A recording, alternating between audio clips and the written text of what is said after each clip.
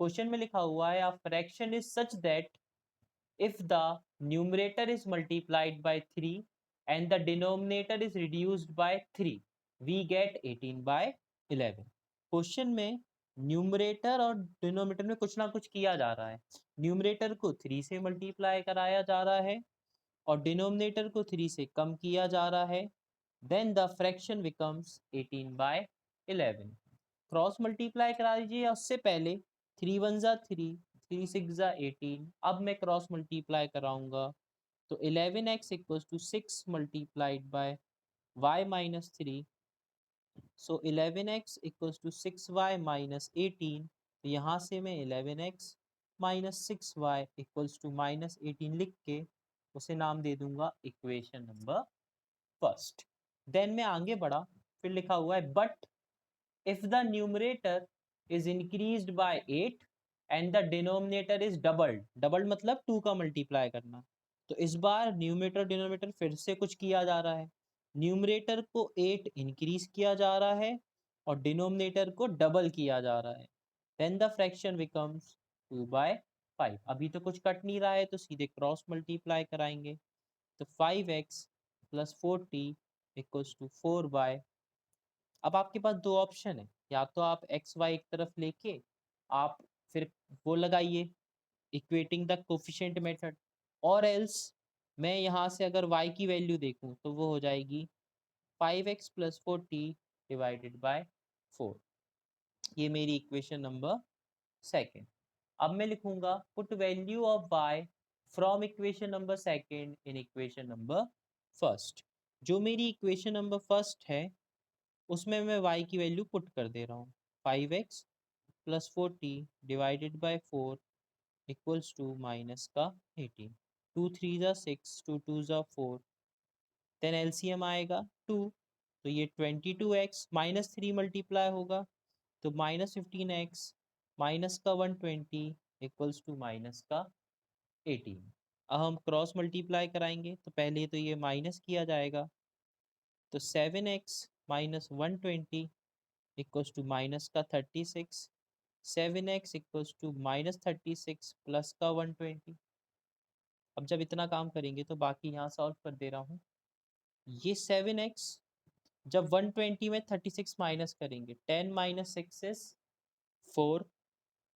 Then 11 minus 3 is how much 7। और ये ठीक है, इतना हो जाएगा। तो कितना आएगा ये प्लस का 74। ये 36 था, ये यहाँ गया, 120 को इससे माइनस किया तो 10 माइनस 6 इतना गया 4। देन आपने ये किया तो इतना आया, तो आपके x की वैल्यू कितनी हो गई 74 अपॉन में 7। ये फर्दर डिडक्ट नहीं हो सकता तो ये मेरी x की वैल्यू हो जाएगी। सिमिलरली मैं इस x की वैल्यू को इसमें पुट करूंगा तो मेरे पास y की वैल्यू हो जाएगी। एक बार दोबारा चेक कर लेता हूँ, शायद कुछ गलत सा लग रहा है। क्वेश्चन था but if the numerator is increase by 8 and the denominator is doubled तो x plus 8 upon 2y equals to 2/5।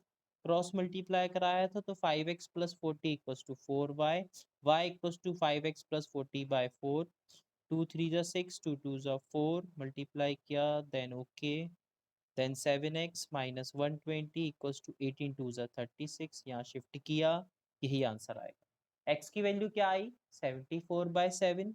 जैसे ही x की वैल्यू आ जाए आप इस इक्वेशन में पुट करिएगा, आपके पास y की वैल्यू आ जाएगी। तो आप इसको दोबारा ट्राई करना तो आपको और क्लियर हो जाएगा। ये तो आपका कल जैसा क्वेश्चन कराया था वैसा ही था। अब जब मैं फ्रैक्शन पढ़ा रहा था तो मैंने आपसे एक बात कही थी कि फ्रैक्शन में टोटल 2 टाइप्स के क्वेश्चन। एक टाइप होता है जब न्यूमरेटर और डिनोमिनेटर में कुछ चीज इंक्रीज या डिक्रीज या मल्टीप्लाइड करा के आपको फ्रैक्शन गिवन होगा, और एक क्वेश्चन होता है आपको न्यूमरेटर और डिनोमिनेटर में रिलेशन गिवन होगा, फिर आपको इक्वेशन बनानी पड़ेगी।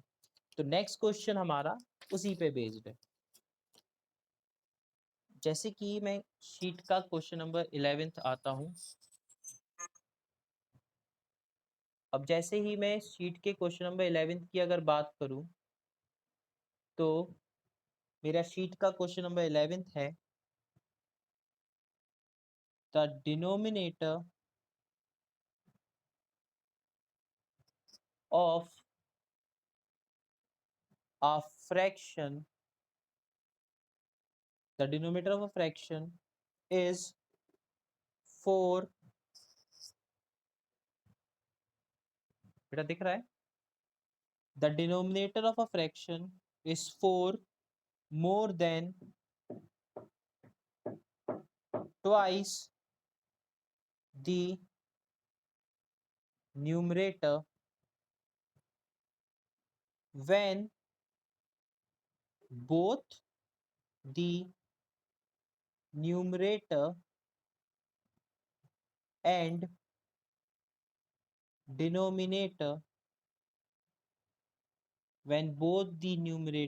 and denominator are decreased by 6, then the denominator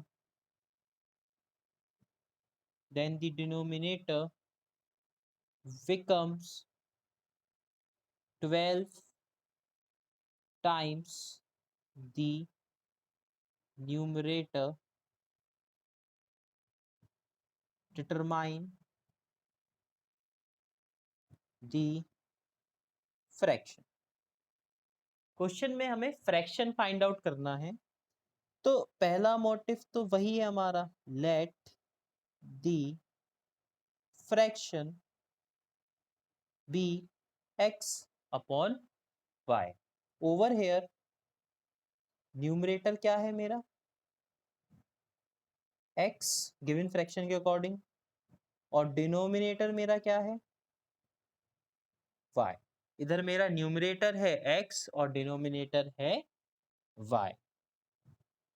पहला केस जो लिखा हुआ है, the denominator of a fraction is 4 more than twice the numerator. अगर मैं इसी लैंग्वेज को शॉर्ट फॉर्म में लिखूं तो लिखा हुआ है डिनोमिनेटर यानी कि d, इसका मतलब होता है इक्वल, मोर का मतलब होता है प्लस, तो 4 मोर देन, ट्वाइस का मतलब होता है 2 मल्टीप्लाइड बाय, ट्वाइस किसका हो रहा है, न्यूमरेटर का, तो 2 इंटू एन. मेरा d यानी कि डिनोमिनेटर क्या था, y, मेरा n मतलब न्यूमरेटर क्या था, x, तो यहाँ से y की वैल्यू क्या आ गई, 4 प्लस 2x. ये मेरी पहली लाइन के थ्रू क्या बन गई, इक्वेशन.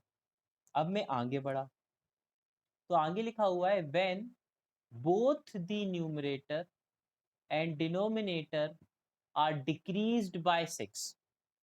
अभी थोड़ा आगे पढ़ लेते हैं, वो लिखा हुआ है then the denominator becomes 12 times the numerator.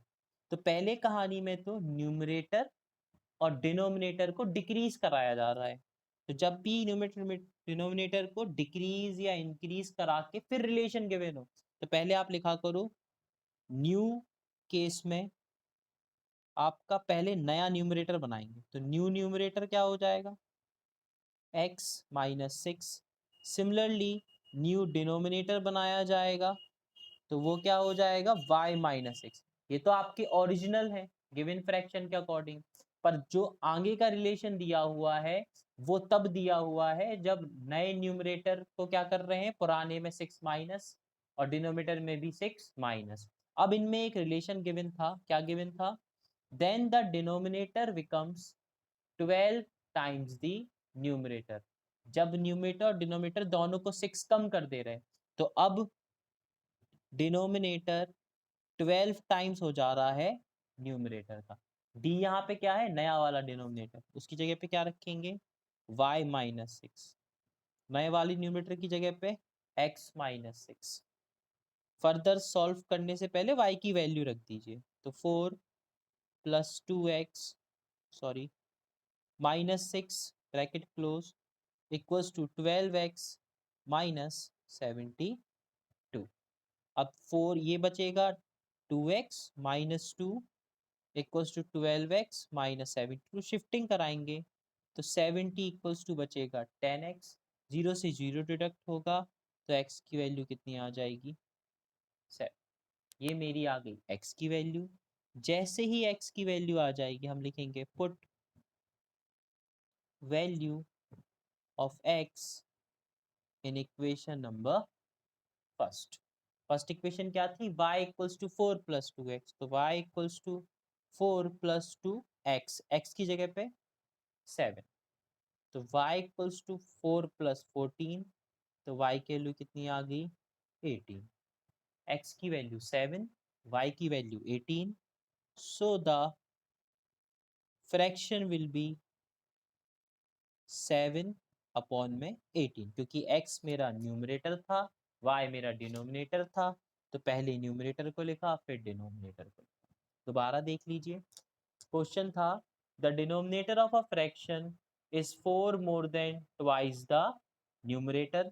मेरा फ्रैक्शन का डिनोमिनेटर ट्वाइस है न्यूमरेटर के, तो denominator equals to 4 more than twice the numerator, तो 4 प्लस 2n, d की जगह पे y, n की जगह पे x, तो y equals to 4 plus 2x, first equation दी गई है। फिर आगे के रिलेशन में न्यूमरेटर और डिनोमिनेटर दोनों को 6 से डिक्रीज किया जा रहा है, तो numerator x minus 6, denominator will be y minus 6, तो डिनोमिनेटर 12 टाइम्स है न्यूमरेटर के, तो डिनोमिनेटर की जगह पे y माइनस 6, 12 ब्रैकेट में x माइनस 6, मैं y की वैल्यू यहाँ पुट करूंगा तो 4 plus 2x, then minus 6 equals to 12x minus 72, further solve करेंगे तो 2x minus 2 equals to 12x minus 72, shifting कराएंगे 70 equals to 10x, 0 से 0 कटा, x की वैल्यू कितनी आ गई 7, जैसे ही x की वैल्यू आ जाएगी आप फर्स्ट इक्वेशन में उसे पुट कर दीजिए, पुट करने पे सॉल्व करेंगे तो y की वैल्यू आएगी 18, so the given fraction will be 7 upon 18। ये तो हो गए क्वेश्चन बेस्ड ऑन फ्रैक्शन। अब अभी तक मैंने जितने वर्ड प्रॉब्लम आपको पढ़ा दिए, 2 डिजिट नंबर को छोड़ के बाकी कोई भी आपके बोर्ड के एग्जाम में नहीं आते हैं, बट ये वर्ड प्रॉब्लम्स आपकी लाइफ टाइम यूज होंगी, क्योंकि आप कोई भी जॉब की प्रिपरेशन करोगे उसमें एजेस वाली, 2 डिजिट वाली, कभी कभी फ्रैक्शन वाली आ जाती हैं, इसी वजह से मैंने कहा था आप सारे टाइप के वर्ड प्रॉब्लम पढ़िए, क्योंकि वो आपके फ्यूचर में यूज होंगे। ठीक है, अब आते हैं जो एग्जाम में आने के चांसेस होते हैं,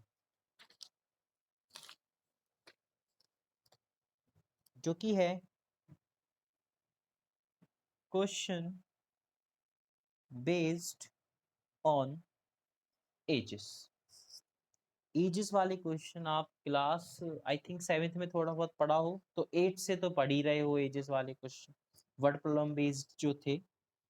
अब कुछ पर्टिकुलर टर्म्स हैं, सिर्फ आपको उनके आने पता हो तो आप कोई भी एजेस वाली क्वेश्चन को कर सकते हो। अब वो पर्टिकुलर कॉन्सेप्ट क्या होता है जरा वो समझिए। पहली चीज तो ये एजेस वाला हम लीनियर इक्वेशन इन 2 वेरिएबल में पढ़ रहे हैं, तो 2 वेरिएबल में 2 अननोन टर्म होते हैं, तो आपके जितने भी मोस्टली क्वेश्चन हैं उनमें मिनिमम 2 पर्सन्स की बात की जाएगी, एक ए और एक बी। जैसे फॉर एग्जांपल मैंने कहा एक बंदा ए है और एक बंदा बी है, मैंने एक लाइन बोली the age of A is 4 more than thrice the age of B, A की एज 4 ज्यादा है 3 times the age of B. अब मैं इस तरीके से अगर मानूं तो मैंने माना ए की एज x ईयर्स है और बी की एज y ईयर्स है, तो पहले मुझे रिलेशन दिया हुआ है कि ए की एज इज मतलब equal 4 more than thrice the age of B, तो ए की जगह पे x, बी की जगह पे y, तो यहाँ से पहली इक्वेशन क्या बन गई x equals to 4 plus 3y। तो मोस्टली वर्ड प्रॉब्लम में पहली एक सिंपल सी इक्वेशन दी गई होती है, कभी कभी कह देते हैं the age of A and B differ by 3, या फिर लिखा होता है the age of the father is 3 times the age of his son, तो मिनिमम एक छोटी चीज लिखी होती है। फिर इसके बाद जो आता है वो सबसे ज्यादा इंपॉर्टेंट है, वो है या तो हम बात करते हैं 5 इयर्स एगो की, या तो हम बात करते हैं 5 इयर्स लेटर की, 5 इयर्स एगो, 5 इयर्स बिफोर, ठीक है, ऐसे 5 years later, then since after 5 years लिखा हो, तो इसका मतलब होता है 5 साल पहले, इसका मतलब हुआ 5 साल बाद। अब ये जो हमने ए और बी की एक्स और वाई एजेस मानी थी, इन्हें हम इनकी प्रेजेंट एजेस बोलते हैं। प्रेजेंट एजेस में ही अगर रिलेशन दिया हो तो आप उस तरीके से रिलेशन बना देते हो। फिर वो कहते हैं कभी कभी after 5 years the age of A is 2 times the age of B.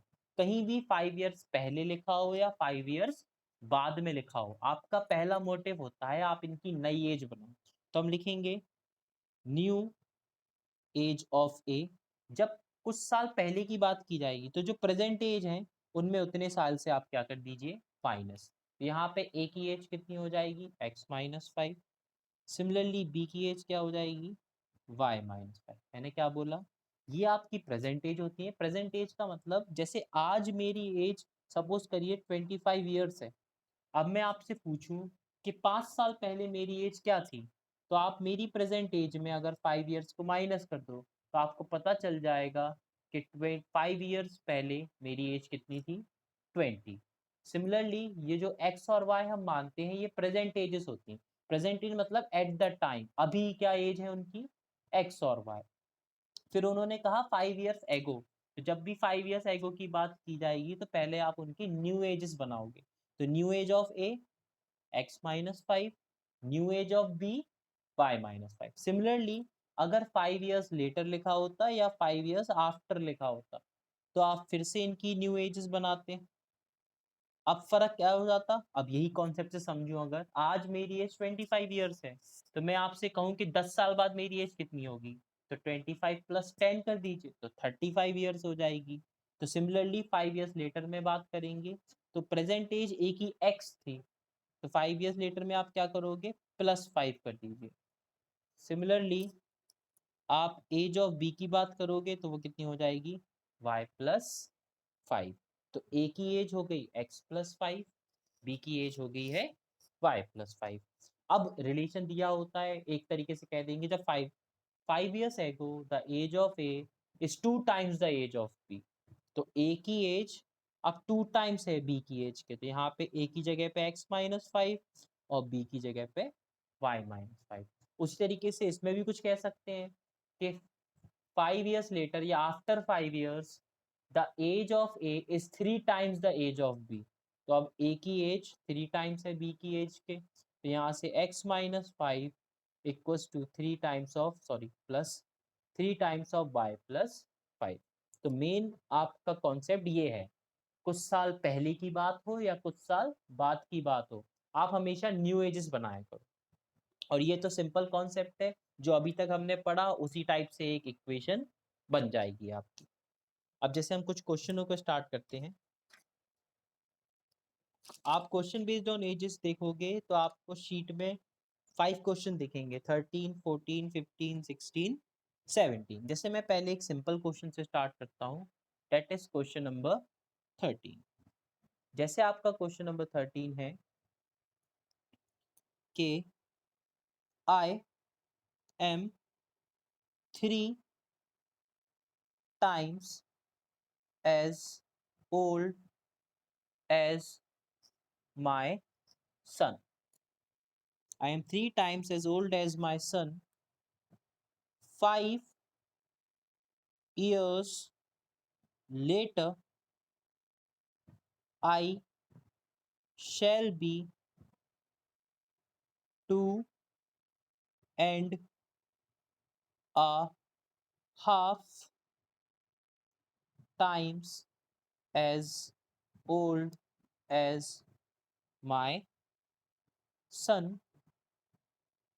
How old am I and how old is my son? उसने बोला I am 3 times as old as my son. I am 3 times as old as my son. तो एक बात clear हो गई, आई कौन है, father. तो पहली कहानी, let the age of the father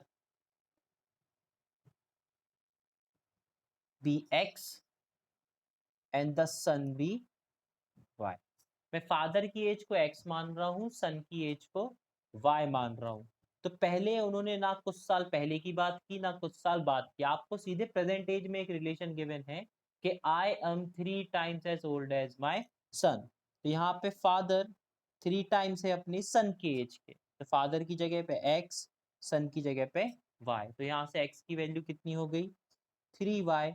this is my equation number first. आगे पढ़ा तो मैंने एक लाइन देख ली, वो क्या लिखा हुआ है, 5 years लेटर।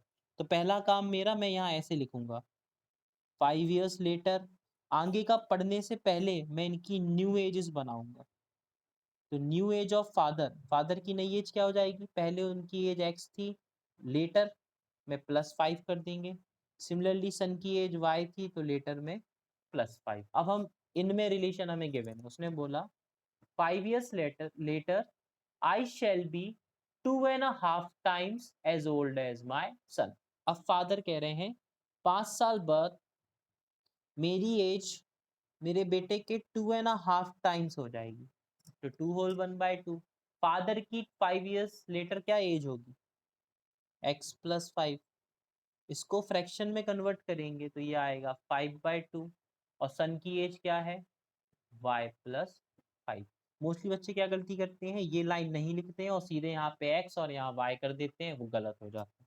तो याद रखिएगा, जब भी 5 years लेटर लिखा हो या एगो लिखा हो, पहला मोटिव आपका होता है उस चीज को लिख के उनकी न्यू एजेस बनाइए, क्योंकि जो आगे का रिलेशन गिवन है वो उनकी न्यू एजेस में गिवन है, प्रेजेंट एज में गिवन नहीं है, न्यू एजेस में गिवन है। तो father is 2.5 times of the son, तो x+5 इक्वल्स टू 5/2 ब्रैकेट में y+5। क्रॉस मल्टीप्लाई करेंगे तो 2x+10 equals to 5y+25। Normally cross multiply करूं तो अब मैं x की वैल्यू यहाँ पे पुट कर दे रहा हूँ।